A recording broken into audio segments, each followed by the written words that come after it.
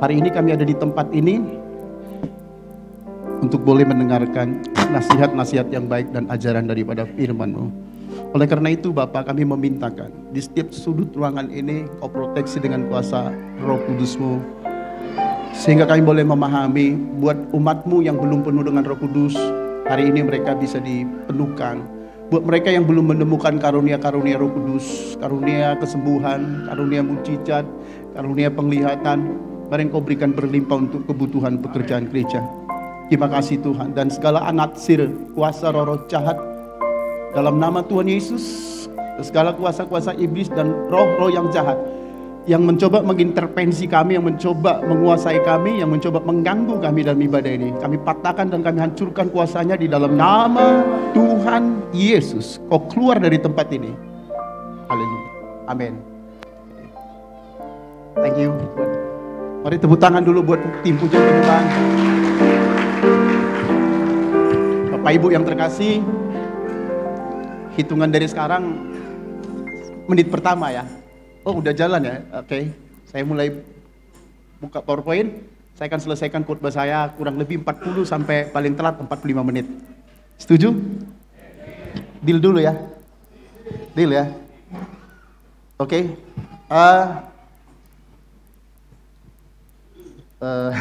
Beberapa waktu yang lalu saya pernah khotbah di sini. Ruangan ini belum seperti ini luasnya. Ya, masih ada dua ruko ya. Tapi saya lihat hari ini saya melihat satu kenyataan yang luar biasa bahwa gereja Bethel di tempat ini bertumbuh dan Anda dikasihi oleh Tuhan. Amin. Saya perkenalkan diri dulu karena mungkin ada jemaat juga yang belum kenal ya. Saya sering dipanggil di sehari-hari, mereka panggil saya Pak Guru, karena memang pekerjaan saya guru. Mulai dari ngajar playgroup, SD, ngajar SMP, sampai terakhir ngajar SMA, dan terakhir pensiun dari dosen. Nah, jadi sehingga dipanggil Pak Guru. Aslinya nama baptisnya adalah Petrus. Marganya sama dengan marga gembala Anda, saya Ambarita. Thank you. Hanya aku yang bisa panggil dia Bang Irwan gitu ya. Kalau Anda kan nggak boleh panggil Pak Gembala kan. Oke, Ambarita itu satu pulau di Pulau Samosir. Kelihatannya itu marga yang tidak terlalu populer. Tapi satu-satunya marga yang ada kecamatan yang mungkin salah satunya kami. Oke. Jadi kalau Anda jalan-jalan ke Samosir tidak singgah di Ambarita, kebangetan. Oke, saya akan menyampaikan khotbah saya mengenai Paskah. Oke. Kalau saya memperhatikan secara singkat cara jemaat itu beribadah, cara jemaat itu memuji menyembah Tuhan, itu memberikan saya satu ciri bahwa Anda sudah terbiasa dengan minimal pola ibadah seperti ini ya. Pola ibadah yang menggunakan alat-alat musik, pola ibadah yang memang warna khotbahnya juga bisa warna-warni gitu ya. Jadi bisa mengundang siapa saja hamba Tuhan. Menurut saya itu satu poin yang bagus kalau dalam hidup ini kita diperkenankan untuk membuat hidup kita lebih berwarna, kenapa enggak ya? Benar ya? Oke. Nah, saya akan masuk kepada Paskah. Tentu yang ibadah tadi pagi udah sangat banyak mendengar informasi mengenai Paskah ini ya. Boleh kita buka 1 Korintus pasal ke-15 ayat 57 sebagai penghantar.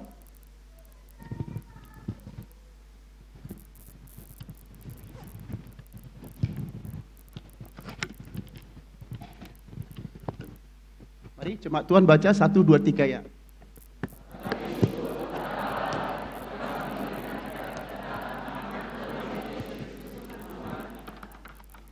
Amin. Kata kuncinya adalah kemenangan. Katakan kemenangan. Apakah Anda sudah menang hari ini? Amin.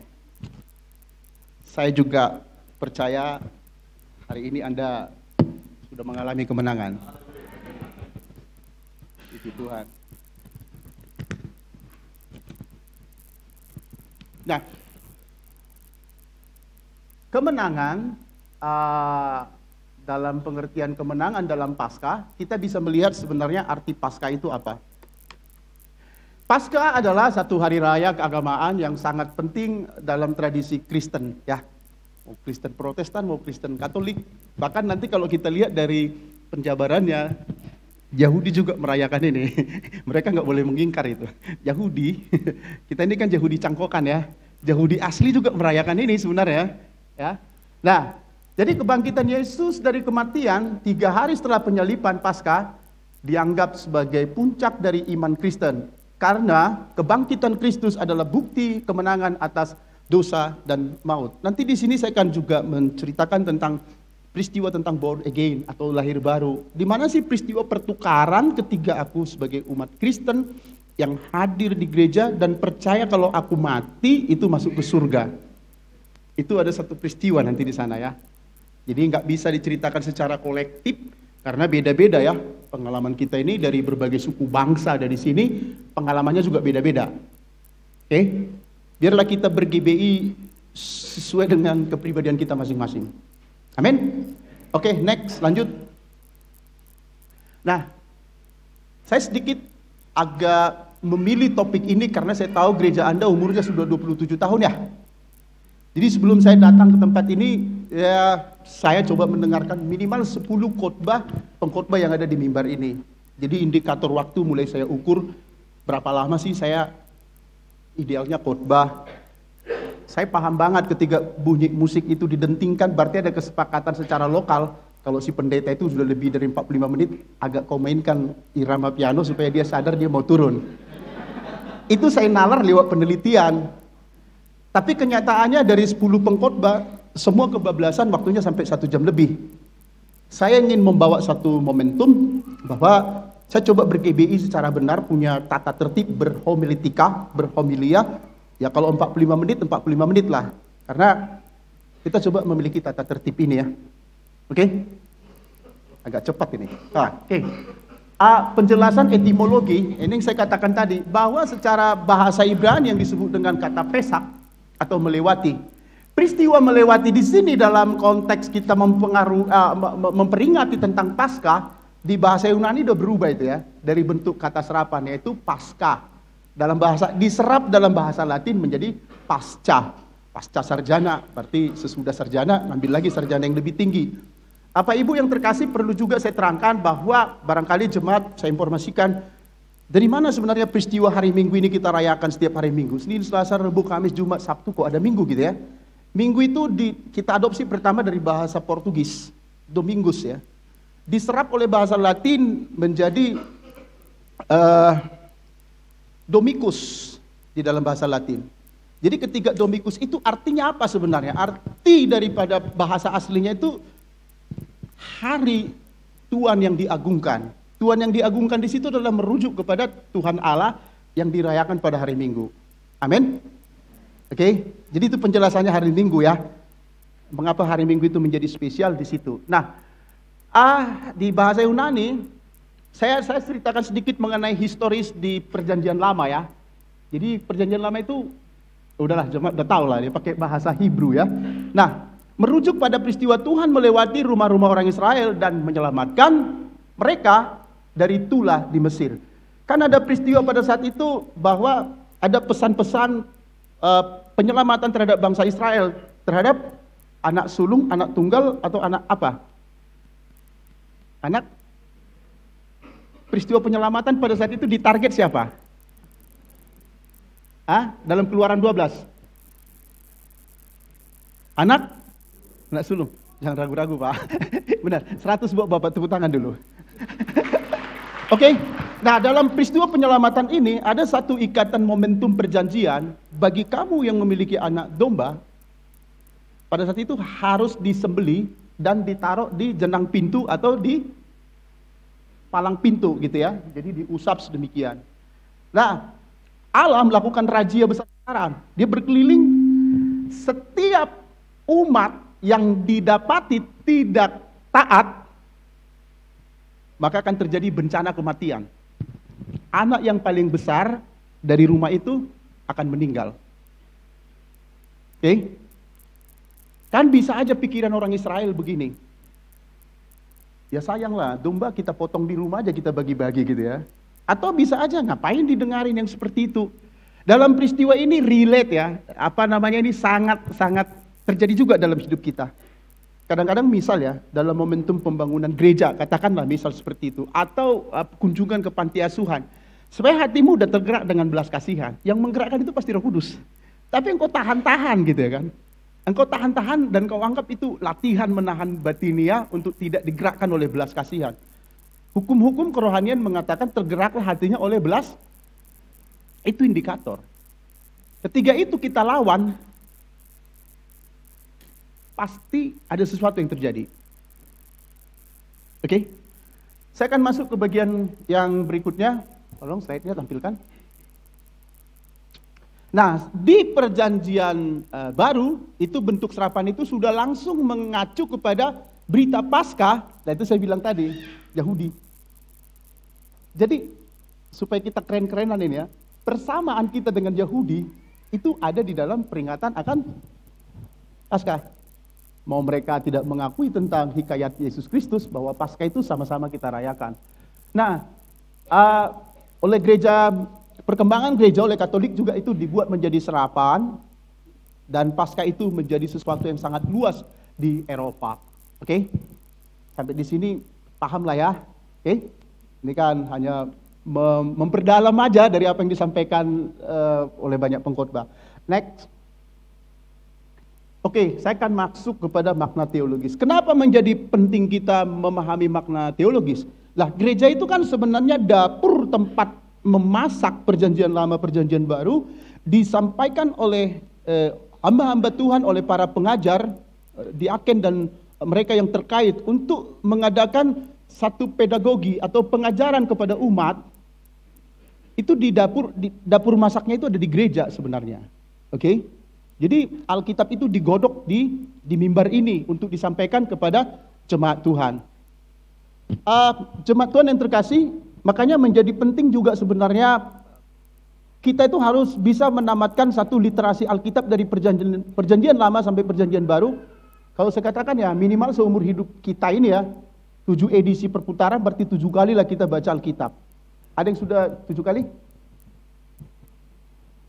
Oh barangkali lebih dari itu ya, 14 kali? Bapak Ibu, saya menamatkan pembacaan Alkitab ke 21 kali di umur saya ke 51 tahun.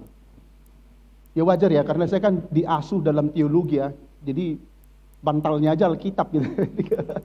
Tapi baca ada juga yang lupa gitu. Saya gak berani sekarang ini masuk ke literasi-literasi yang lebih kritis di dalam bahasa Latin, bahasa Hebrew, bahasa Yunani. Jangan diikutin. Bahasa Indonesia juga udah cukup kok ya.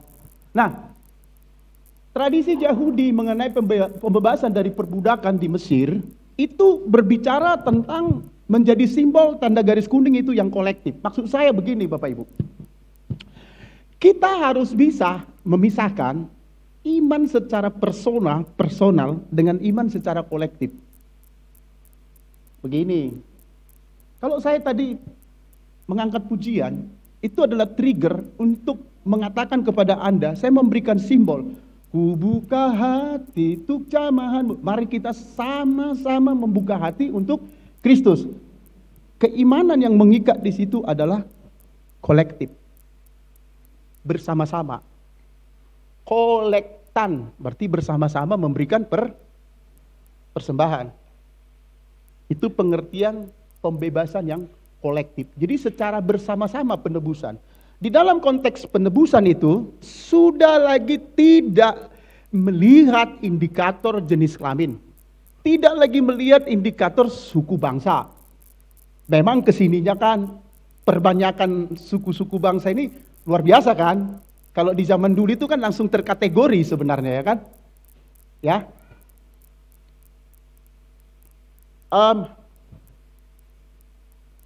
Yang dahsyat Bapak Ibu, ketika gereja Tuhan dibangun oleh satu bangunan momentum, di mana iman manusia yang sifatnya persona atau personal, pengenalan pribadi akan Tuhan oleh orang per orang, itu ketika ditemukan itu akan menjadi sebuah bara api yang luar biasa. Itu namanya disebut dengan kolektif. Oke? sederhananya gini deh. Kenapa ada doa bersama? Kenapa ada menara doa? Kenapa ada hal-hal yang sifatnya mengundang jemaat secara kolektif? Itu sebenarnya tujuannya kan untuk membangun keutuhan iman itu kan. Jadi saya bilang begini, kalau di gereja aja kamu nggak damai sejahtera, kira-kira kamu mau cari damai sejahtera di mana? Paham maksudnya ya? Malas saya ke gereja, ngelihat muka dia nanti saya benci. Saya waktu mau pinjam motor dia nggak dikasih ini ya. Sehingga Anda ke gereja aja Anda tidak memiliki satu gairah. Kalau di gereja pun jemaat Tuhan tidak memiliki hati yang bersukacita, saya sederhana aja pertanyaannya, kira-kira di mana Anda merasakan sukacita itu? Ada yang berani jawab? Nah, saya sampai di sini pernah mengadakan satu penelitian dampak COVID-19 terhadap konsep ibadah. Bergeser memang, kan nggak boleh ke gereja. Nah, pada saat itu adalah momentum COVID-19, di mana Tuhan itu mengajak manusia itu secara pribadi harus tegak lurus dengan dia beribadah. So, saya mau terangkan begini, gereja itu Bapak Ibu, ini ada teorinya ini, penggagas dulu namanya B.J. Bolan. Kalau nggak salah bukunya halaman 168. Di situ mengatakan gereja itu ada dua, ada visible, ada invisible. Yang visible, gereja yang kelihatan itu yang ini, kita ada di sini nih.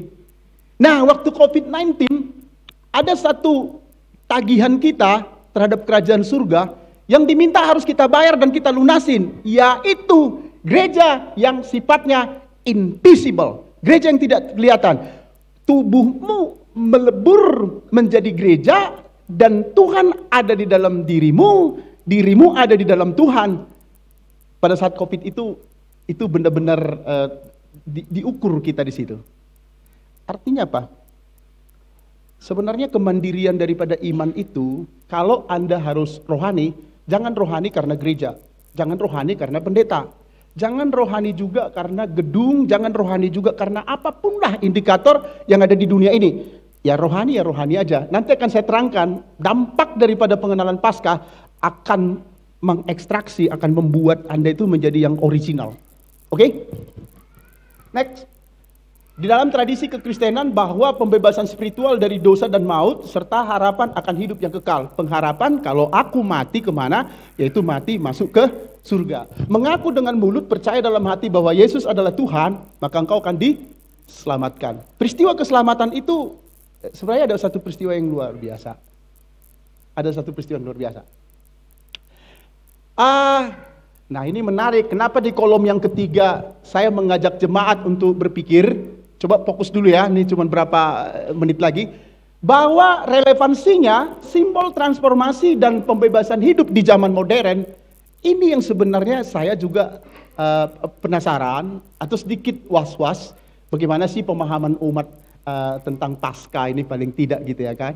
Apakah Anda mendengarkan berita Paskah dari YouTube atau kiriman dari Facebook atau dari TikTok atau mungkin dari pendeta berkhotbah atau mungkin dari ajaran orang tua? Itu kan menjadi perlu saya tahu.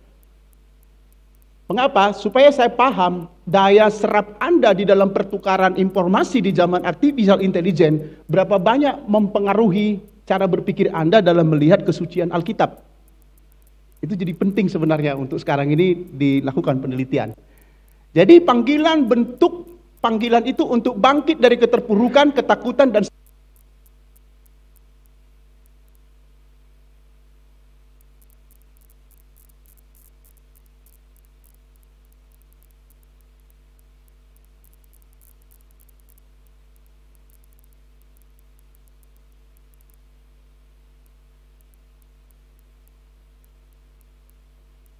Cek, 1, 2.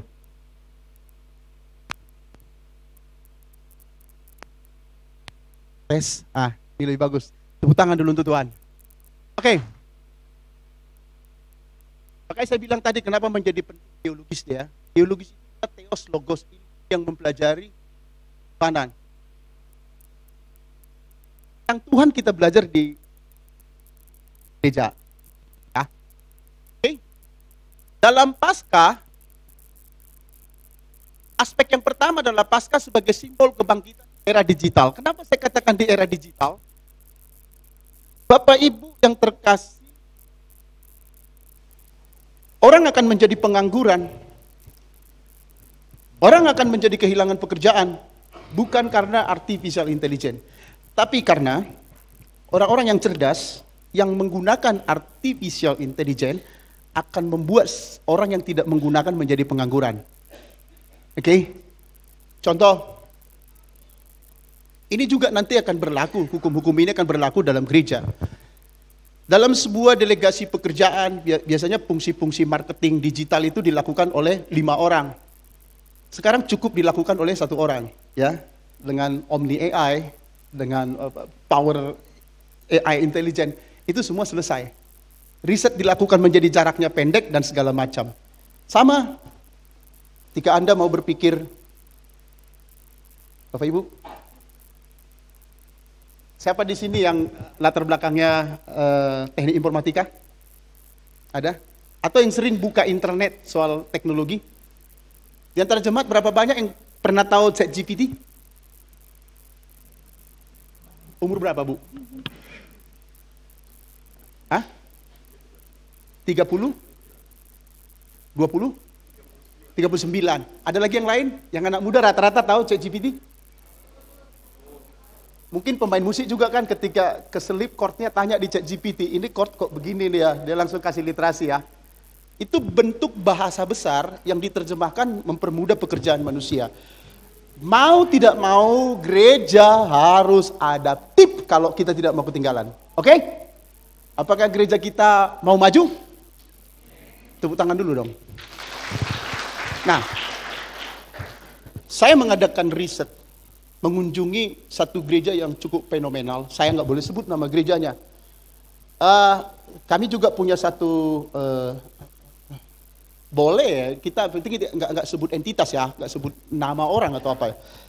Saya lihat kok berjalan masih 2-3 tahun ini jemaat ribuan gitu ya kan. Ada apa sih daya tariknya gitu ya kan.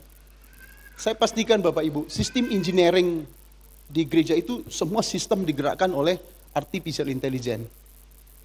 Dia sudah bisa menebak kalau di jam-jam kritis seperti ini, seperti apa maunya jemaat ketika khotbah. Kalau kita buka pintu gereja, bagaimana kita hopping dengan jemaat. Jadi sehingga gereja itu memberlakukan satu sistem manajemen, ya mungkin kalau ISO itu kan ada kriterianya ya, itu sangat welcome. Begitu pemimpin pujian atau gembala terkait berdiri, siapa di antara jemaat yang baru pertama datang, itu di servis, di welcome habis-habisan gitu ya kan, dikasih tempat. Siapa jemaat yang memiliki masalah, ada ruang AC yang dingin, yang enak, langsung dikonseling. Siapa di antara jemaat yang terjamah hatinya, kolam baptisan disiapin di gereja. Ini bentuk-bentuk adaptif terhadap perkembangan. Jadi nggak bisa lama-lama kita menunggu ketika jemaat bermasalah, tangkap, langsung di problem solving, dan kita selesaikan masalahnya, gitu ya. Itu awal mula munculnya kata era digital gitu ya. Oke, next. Itu 11.44 itu menunjukkan waktu saya ya. Sampai jam berapa saya, Pak Gembala? Hah? Wah, jemaat bilang lanjut, ada pendukung saya nih. 11.45. Wah, masih banyak waktu saya. Thank you. Oke. Kita akan melihat di era digital itu, di tengah-tengah era yang penuh dengan disrupsi dengan artificial intelligence, metaverse, big data, pasca menjadi pesan kebangkitan makna. Jadi pemaknaan kita terhadap Kristus itu menjadi berbeda. Apanya yang bergeser? Jadi gini, Bapak Ibu, itu kan ada pendeta berkhotbah gitu ya kan, di tempat ini ada satu ibu yang merasa perutnya sakit. Itu mah khotbah entah berapa tahun yang lalu atau berapa bulan yang lalu, tapi ketika dia mendengar, kok bisa mendapatkan mujizat gitu ya. Ada satu konteks persambungan antara artificial intelligence dan teknologi melewati kanal YouTube, memberikan informasi bahwa ada ibu yang dalam keadaan sakit. Itu kan nggak langsung relate dengan on time pada saat itu kan. Di waktu yang berbeda kok bisa sembuh ya? Ya, Tapi bukan berarti nanti para pengerja terus ngomong seperti itu. Ada yang sakit ini, ada yang... Ya kalau YouTube mau didengar orang, kalau enggak kan ya lewat-lewat juga. Oke, teknologi mengubah cara kita mengenal Tuhan. Ya, kita belajar ini. Dulu Tuhan dikenal melalui pewartaan langsung atau komunitas. Sekarang udah nggak ada lagi kertas ya. Ada lagi ya? Nggak ada ya? Bahkan metode kolektan pun sudah mulai berubah ya. Bisa pakai QRIS, bisa melalui transfer, dan segala macam. Bergeser kan? Apakah kita akui bahwa perkembangan daripada dunia oleh karena ilmu pengetahuan mengharuskan kita-kita yang ada di gereja ini harus adaptif dan mengikuti itu? Kita akui nggak? Ya, ya nanti Pak Gembala tolong lebih disederhanakan khotbah saya Pak ya. Kelihatannya memang berat. saya sudah duga, saya siapkan 2 bahan khotbah sebenarnya. Ada yang jauh lebih ringan dari ini. Kemarin saya khotbah di Jumat Agung, saya main di latar yang sederhana. Tapi karena tadi saya coba berbicara dengan Pak Boy, dengan yang lain-lain, kuat kami Pak. Ya udah, salahkan aja mereka kalau nanti khotbahnya terlalu. Berarti saya salah survei. Tapi saya harap masih ngerti sampai di sini. Amin. Sebab kalau Anda hanya mendengarkan khotbah yang biasa-biasa saja, saya pikir banyak orang yang bisa menyampaikan itu, banyak pendeta yang bisa diundang menyampaikan itu, oke? Bapak Ibu, 10 tahun lebih saya bergulat di dunia penelitian. Saya pengen membangun satu suasana gereja Bethel Indonesia itu, gereja yang berbicara lewat basis data. Gak boleh asal ngomong. Saya datang ke sini tuh, saya harus ngeriset 10 khotbah di gereja Anda, supaya saya tahu polanya seperti apa, struktur bahasanya seperti apa. Makanya saya tahu tentang beberapa hal itu karena saya pegang data dari YouTube yang Anda punya. Ya. Nah, teknologi mengubah cara kita mengenal Tuhan, benar ya? Nah, sekarang akses teologi juga semakin luas. Alkitab ada digital, khotbah melalui online, diskusi melalui iman, via Zoom, namun tantangan muncul. Apakah kita hanya mengenal Tuhan secara informasi, bukan secara relasi? Maksud saya begini, orang yang mengetahui relasinya antar sesama, tidak mungkin di YouTube itu kamu sembarang mengakses algoritma. Contoh nih ya, kalau kebutuhan saya, ada konteks tertentu ketika saya harus belajar Alkitab di YouTube. Maka selalu algoritma akan mengarahkan saya kepada kualifikasi kebutuhan saya. Ya. Jadi kalau to be like browsing, to be like you lah. Kalau browsingnya itu belanja Shopee, nanti semua disodorin itu. Kamu udah belanja ini enggak? Ini ada keranjang ini, masukin lagi ke keranjang gitu ya. Nah, algoritma itu akan membaca siklus cara Anda belanja, cara Anda jajan, cara Anda ngopi, cara Anda bla bla bla, dan itu akan disodorkan kepada Anda. Anehnya, ketika Anda itu tidak memiliki satu kognitif yang sehat, maka Anda akan masuk kepada budaya scrolling. Sebelum tidur pernah scrolling? Semakin dilakukan semakin candu, semakin dilakukan semakin terikat, semakin dilakukan semakin deep. Hasil penelitian mengatakan orang yang scrolling itu menunjukkan IQ-nya di bawah rata-rata. Kalau Anda ber-IQ tinggi tiba-tiba melakukan itu, artinya Anda melacurkan diri Anda kepada kebobrokan cara berpikir.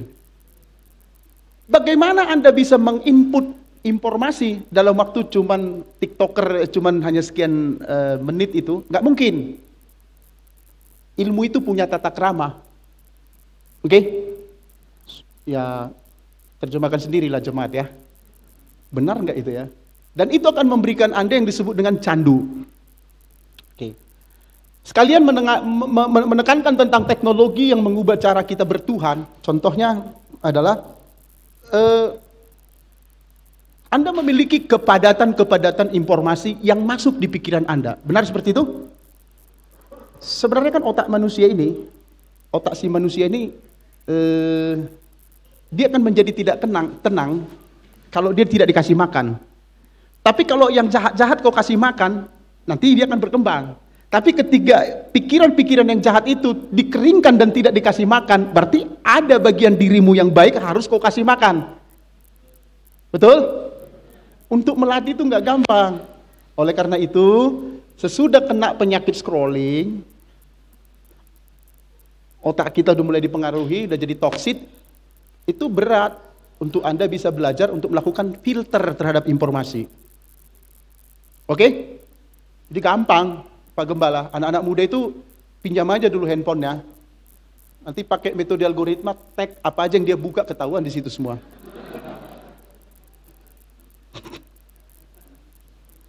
Bisa ketahuan kan? Oke, next.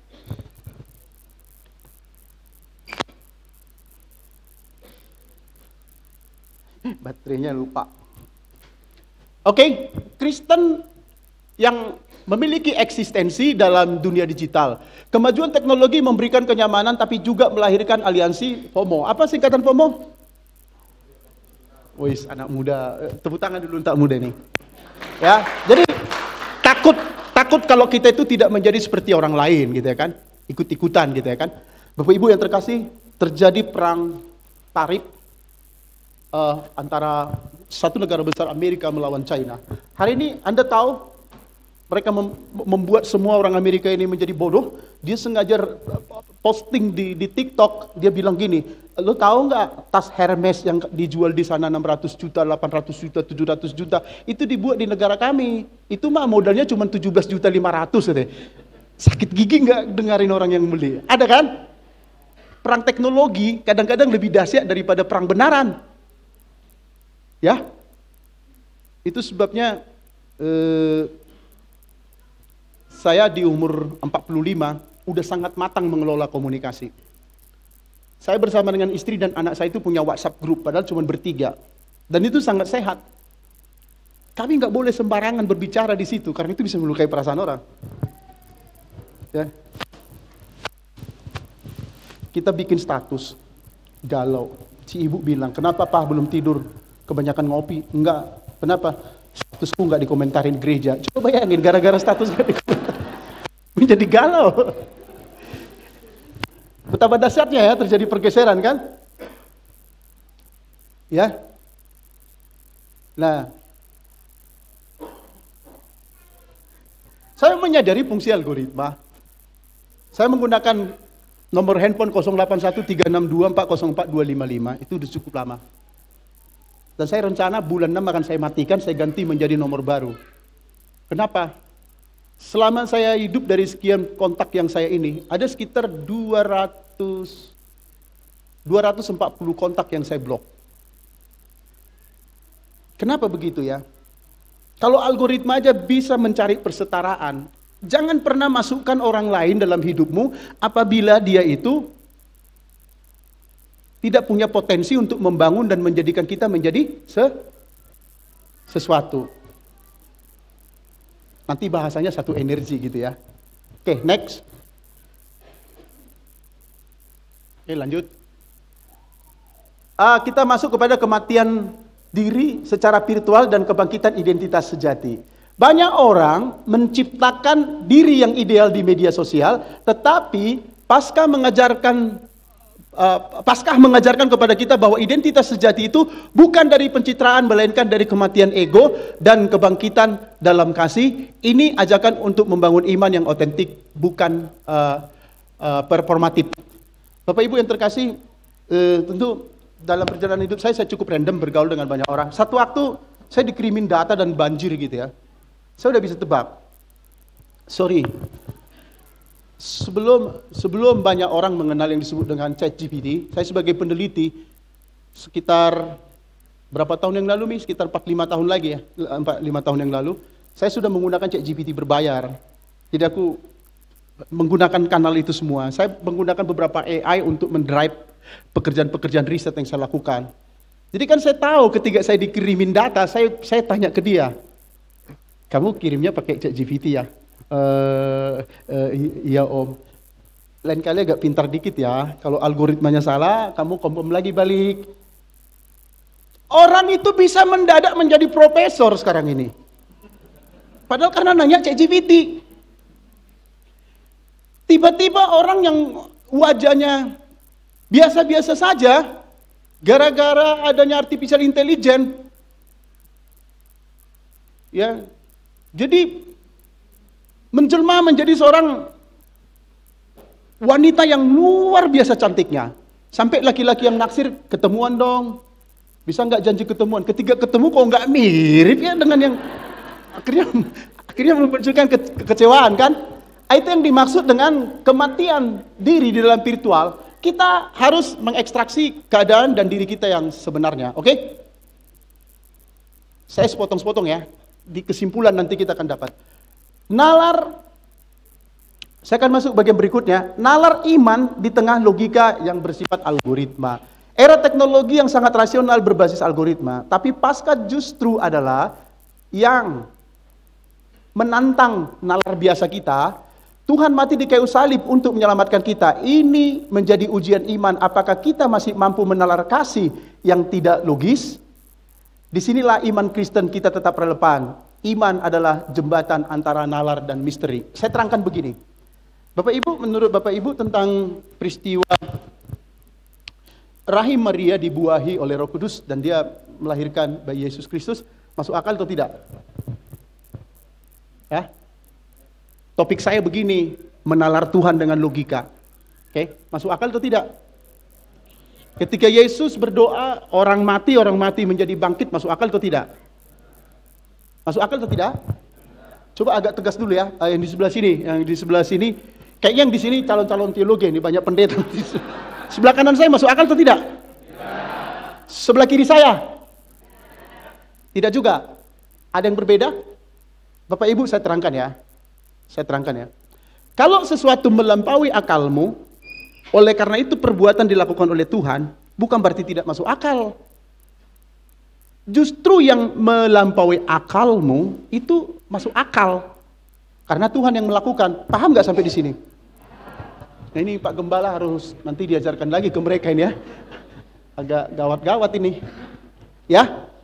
Jadi peristiwa pemahaman tentang akal tadi, akal budi yang diaktifkan itu, ketika dibuahi oleh Roh Kudus, memang akan terjadi perbedaan. Makanya ada cerita gini kan, benarlah dia anak pendeta, dia diberkati oleh Tuhan. Jangan sampai terbalik.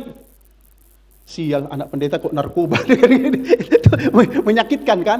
Jadi ada indikator iman kebapaan yang mengikat dalam diri seorang bapak, akan anaknya itu akan dilihat orang, benar ya anak pendeta, atau benar dia orang Kristen gitu ya kan. Paham maksudnya di sini? Nah, saya terangkan lagi ya. Iman itu bukan berarti tidak masuk akal, tapi melampaui akal. Yang melampaui akal itu justru masuk akal. Apa yang membedakan? Karena yang melakukan adalah Tuhan. Paham di sini? Oke? Kalau mau bantah ke Pak Gembalanya aja nanti. Oke, next. Bapak Ibu ini menarik. Saya akan korelasikan dalam penelitian. Saya akan bertanya begini. Siapa di sini yang sudah berbahasa roh? Coba tegas saja, angkat tangan kalau udah berbahasa roh. Angkat tangan. Kok jadi takut sih? Siapa di sini yang sudah berbahasa roh? Enggak, di GBI justru itu indikator Bapak Ibu. Siapa yang udah berbahasa roh?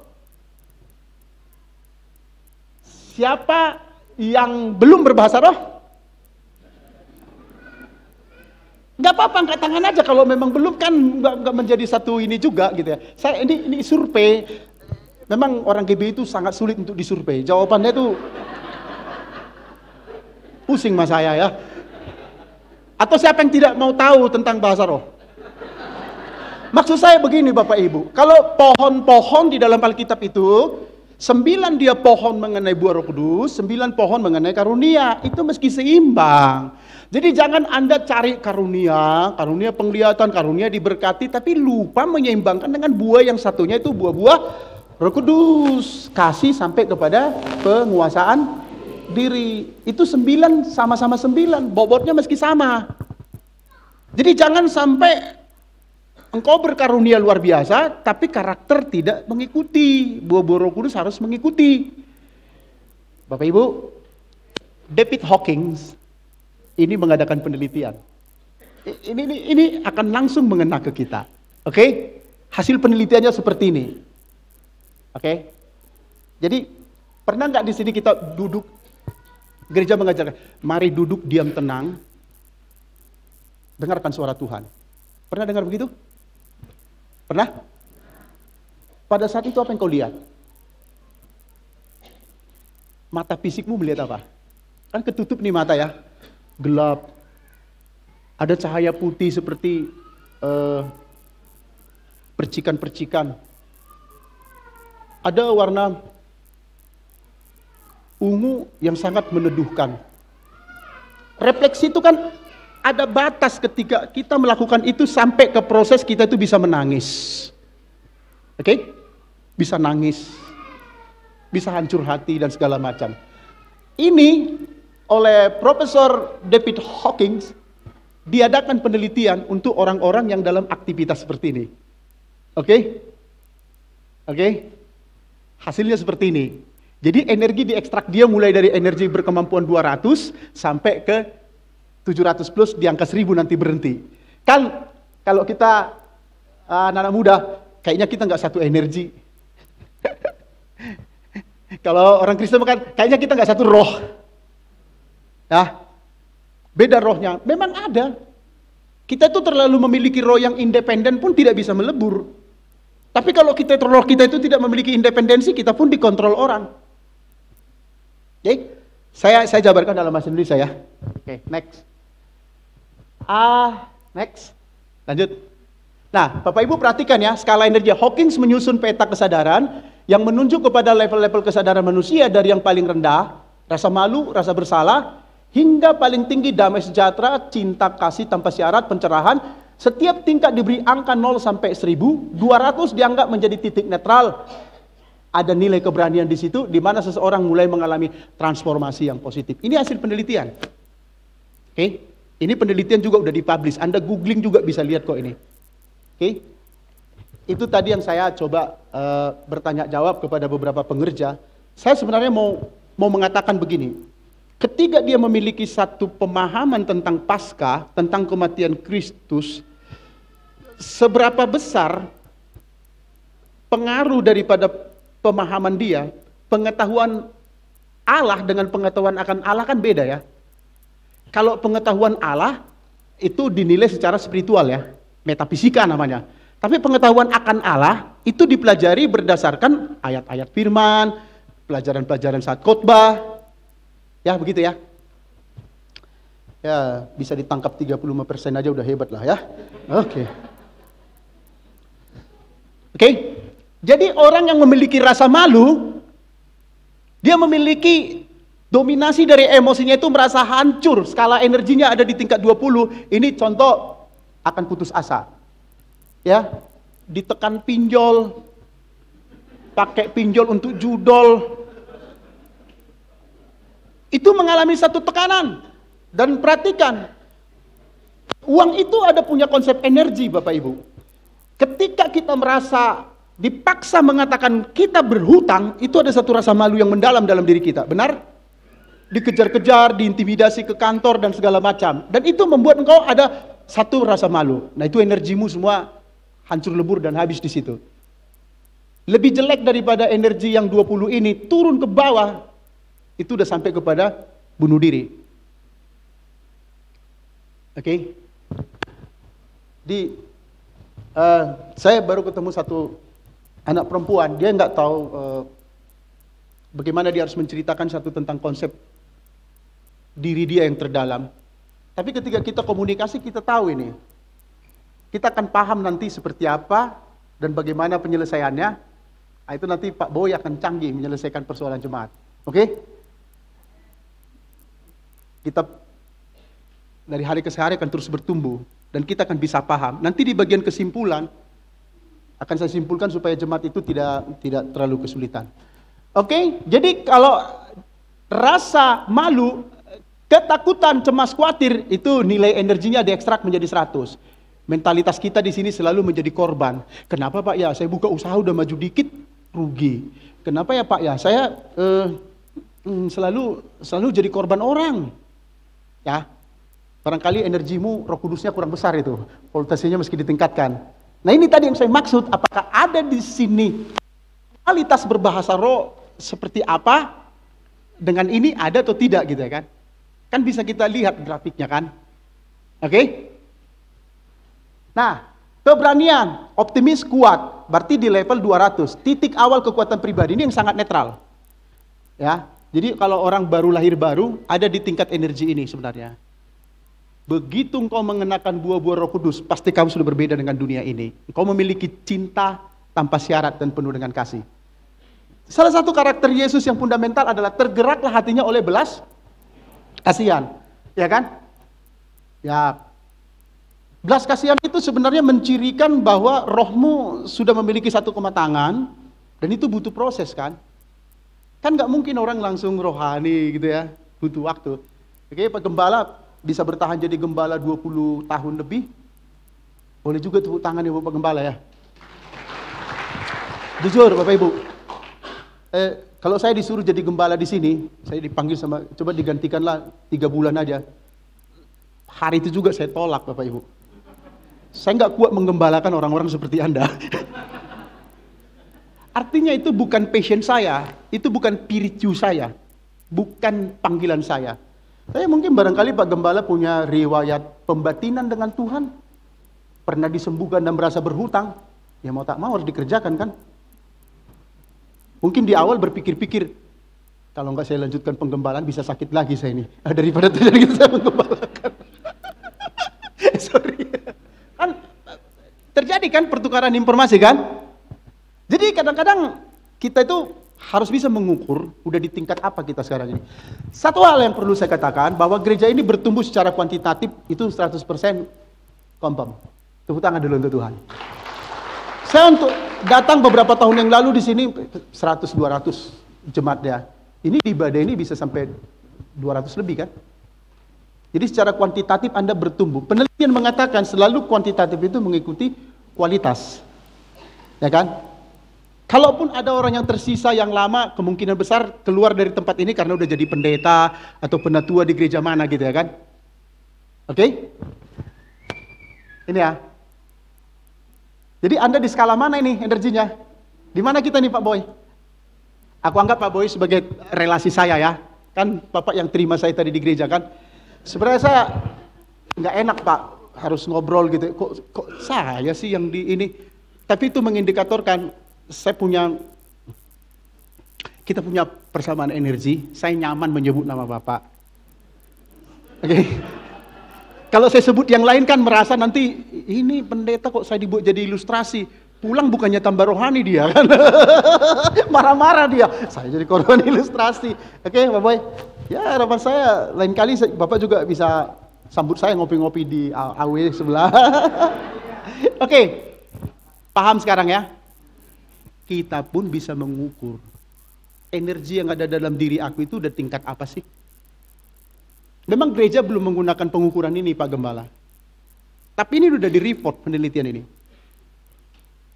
Ya. Jadi udah tahu ya, kalau masih marah-marah, udah energinya masih kelas bawah. Kalau sudah mulai ada optimis, saya pasti diberkati. Amin, amin, amin, ya kan? Ikut motivasi, ya sama. Kalau ada multi level marketing, diberkati, yes, yes, yes, sukses, yes. Energinya masih 200 itu. Jangan coba-coba pengaruhi orang kalau energinya masih 200. Nanti lowbat. Tingkatkan dulu sampai ke energi cinta kasih tanpa syarat. Kalau udah di konteks ini Bapak Ibu, itu sudah ini. Barangkali di waktu yang lalu ada di sini berkhotbah Pak John ya. Dr. John, ya ada ya. Saya dengarin khotbah dia itu semua sampai 1 jam lebih. Dia mengatakan ya, saya paling kecil di sini gitu ya. Terus dia berkhotbah mengenai Ebenezer ya. Ya. Dia orang yang mengalami ekstraksi energi dari pembatinan yang luar biasa. Saya sedikit informasikan. Anda tahu siapa dia? Dia adalah anak yatim piatu yang nggak kenal siapa bapak, siapa mamanya. Tapi kita lihat dia punya kemampuan intelektual dan ada panggilan Tuhan dalam hidupnya. Gitu-gitu mertuanya itu anggota dewan. Dia dipertemukan dengan jodoh yang tepat. Oke? Saya sedikit terlibat dalam hidup dia untuk menyemangati dia pada saat dia menyelesaikan kelas doktornya. Satu hal yang saya lihat, nah itu saya bilang, kalau kita mampu kepada ekstraksi energi tanpa syarat, kami termasuk saya pada saat itu menolong dia udah nggak ada syaratnya, udah lost semua. Kebutuhan untuk dokter itu Bapak Ibu harus tahu, pada saat itu jangan dikira gampang jadi dokter dari Petamburan itu, kalau kamu nggak punya 75 juta, nggak lulus itu. Oke, dari mana uang mau dicari?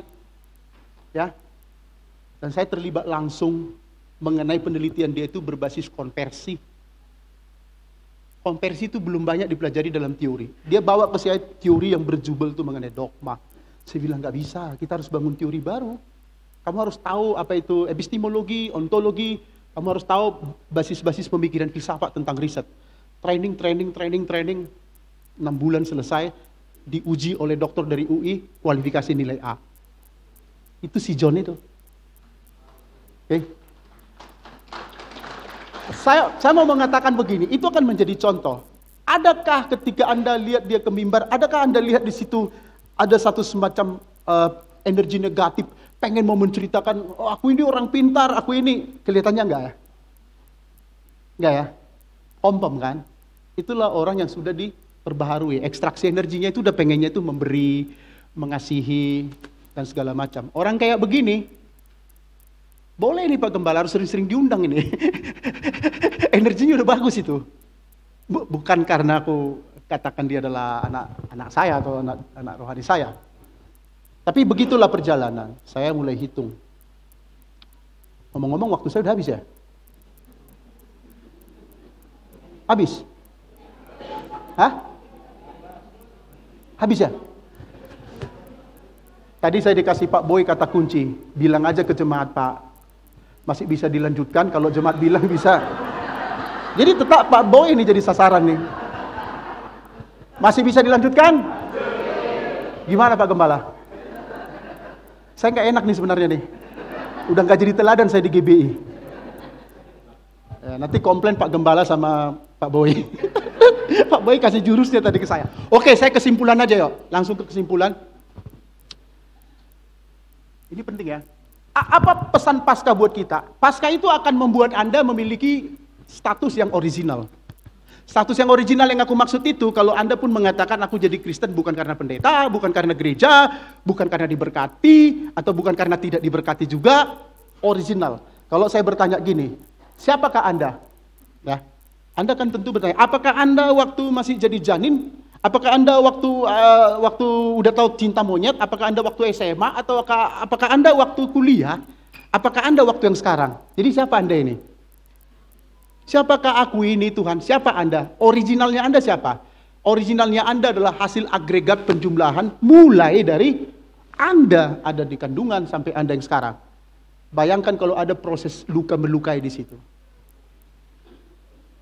Bayangkan kalau pada proses itu engkau mengalami sesuatu dan tidak selesai. Hanya gereja Betel yang bisa selesaikan. Makanya jangan pindah dari Betel ya. Oke? Amin? Oke, next. Orang yang memiliki pesan Paskah dan sudah tahu apa arti lahir baru, dia akan mampu merasakan, memahami dan merespon tentang aktivitas sosial. Maksudnya gini, jangan pernah kita itu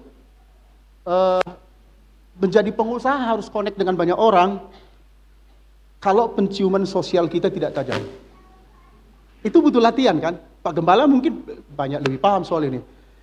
Jadi ketika kita ketemu dengan orang, kita udah tahu begitu dia duduk, kita ngobrol, orang ini seperti ini. Bukan dukun. Kita punya kemampuan penciuman sosial karena kita diberikan hikmat. Kita udah tahu, ini mah penipu ini. Bisa.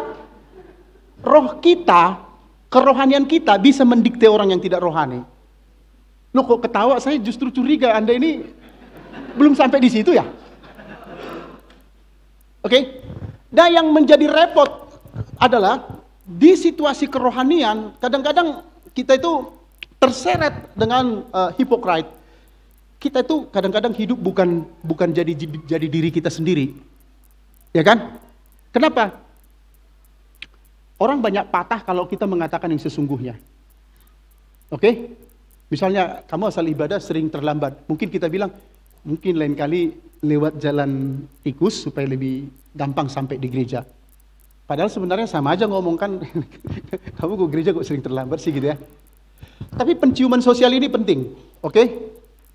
Penciuman sosial ini penting supaya kita itu tidak terjerat oleh orang-orang yang sebenarnya tidak cocok dengan kerohanian kita.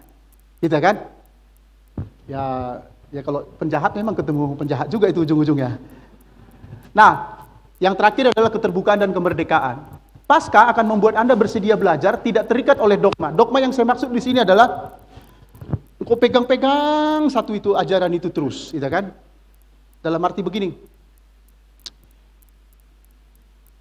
perubahan akan terjadi secara dahsyat. Harus mau berubah kita ini, ya. Jangan tengil, enso, engkim, oo, kakak, adik. Kita harus mau berubah. Jangan terus mempertahankan pokoknya. Jangan, itu tandanya Anda belum berubah. Harus mau berubah. Amin. Saya akan sudahin sampai di sini kesimpulan. 56 menit. Ini mulai dari awal berkhotbah ya 56 menit ini. Bukan ya? Iya. Gagal saya hari ini. Tapi minimal saya lebih menang dari kalian-kalian yang makan waktu 1 jam. Saya nggak sampai 1 jam ya. Oke, waktu tempat saya serahkan kepada Pak Gembala. Tuhan Yesus memberkati.